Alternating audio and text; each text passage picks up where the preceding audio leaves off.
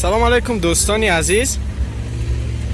Айни ҳол мо дар автоцентр назди таксиҳое ки тарафи Кӯлоб, Фархор, Восе мераванд қарор дорем ва ин мардум ҳамагӣ тасмим доранд дар арафаи Наврӯз ба хонаҳояшон бираванд. бибинед чӣ қадар мардум зиёд аст. Ман дар умрам дар ҳамин истгоҳ ин қадар одам надида будам ва мушкил дар ин аст ки таксиҳо якбора нархро қимат карда 70 сомонӣ карданд.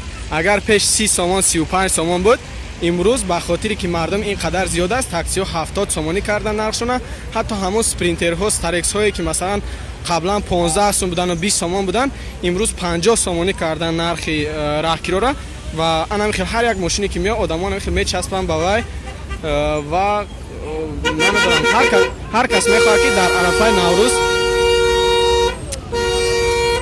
дар арафаи Наврӯз хонаҳошон бираванд, падару модаршона хабар бигиранд, донишҷӯан, масалан мардуми коргара, мардуми савдогари бозора, мардуми гуногуна мардум мехоҳад ба хонаҳошон бираванд. Аммо таксиҳо 70 сомон ки пеш 30 сомон 35 сомон буд, ҳозир 70 сомон шуда.